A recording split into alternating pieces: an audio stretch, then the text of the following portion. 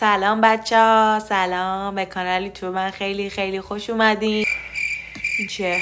اومدم چند تا توضیح راجع به مراحل اومدم به کره، بورسیه تحصیلی، کالج زبان، ویزا، یه توضیح مختصر و کوتاهی بدم، یعنی جور خیلی خلاصه طور توضیح بدم. برم سراغ اصل مطلب. برای بورسیه این که شما اگه میخوای بورسیه بگیری، شما دو راه داری برای گرفتن بورسیه تحصیلی. یه بورسیه KGS که بورسیه کامله و کاملا رایگانه و ماهیانه بهتون حقوقم میدن.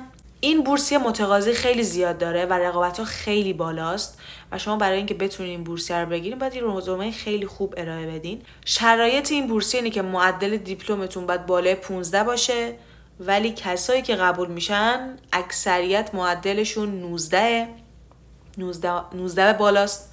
دومین چیز مدرک زبان کره‌ای، همون تاپیکه که باید بالای 4 باشه و تو ایران به خاطر تحریمایی که شده ما امتحان تاپیک برگزار نمی‌کنیم. برای همین خیلی‌ها مثل من میان کره، 1 سال اینجا کالج زبان میخونن و مدرک تاپیک رو میگیرن و بعد از اون وارد دانشگاه میشن و درس‌ها رو شروع میکنن. یه بورسیه دیگه بورسیه درصدیه، یعنی بر اساس مدرک تاپیکی که دارین بهتون توی شهریه تخفیف میده. تا جایی که من میدونم، البته دانشگاه به دانشگاه فرق داره. اگه تاپیک 3 داشته باشی تو تخفیف دانشگاه بهتون 50% تخفیف میدن. اگه تاپیک 4 داشته باشی 70% بهتون تخفیف میدن. حالا تو چه رشته‌هایی شما میتونین بورسیه بگیرین؟ بچه‌ها رشته‌های علوم پزشکی مثل پزشک عمومی، دندون، داروسازی، اینا رو کلا ببوسیم بذارین کنار، چون کره اصلا به این رشته‌ها بورسیه نمیده و کلا قبول نمیکنه. حتی اگر رزومه خیلی تاپی داشته باشین، البته برای مقطع کارشناسی، برای ارشد و دکترا قبول میکنه، ولی بازم فقط میتونین تحصیل کنین اینجا، یعنی بازار کار نداره اصلا برای خارجی‌ها تو این رشته‌های مثل حقوق، حسابداری، باز چی بود، همون رشته‌هایی که تو ایران خیلی متقاضی داره، دقیقاً تو کرم همینطوره و اصلا خارجی قبول نمیکنن. حالا اگه احیانا تو مقطع ارشد دکترا قبول کردن، یعنی به هیچ عنوان بازار کار نداره اینجا.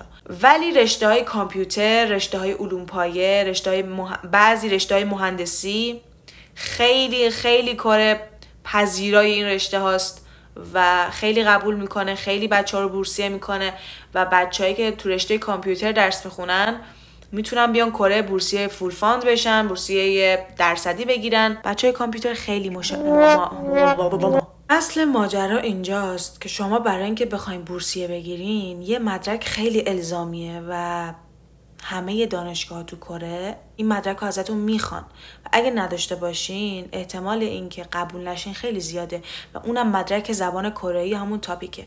متاسفانه تو ایران به خاطر تحریمایی که شده این امتحان برگزار نمیشه.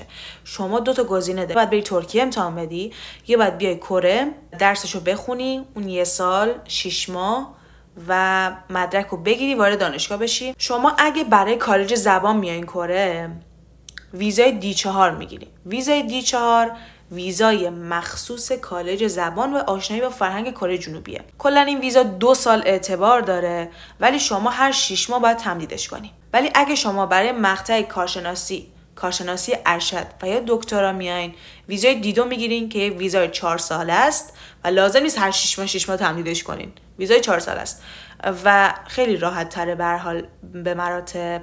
خب تا جایی که یادمه جواب سوالایی که تو کامنت گذاشته بودین رو دادم. راستی بچه‌ها اینم بهتون بگم تا یادم نرفته، اگه میخواین مشاوره خصوصی بگیرین، من آیدی اینستاگرامم توی بیوی یوتیوبم هست و میتونین از اونجا تو اینستاگرام بهم دایرکت بدین و مشاوره خصوصی با هم بگیریم و من تا جایی که بتونم حتما کمکتون میکنم و بهتون میگم چیکارا باید بکنین، چیکارا نباید بکنین. منو به بچه‌ای که قصد دارن بیان کره معرفی کنین تا بزرگ و بزرگتر بشیم و من بتونم بهتون بیشتر کمک کنم و بچه‌ای که قصد دارن عشق اینو دارن که بیان کره کمک کنم و بتونم بیان.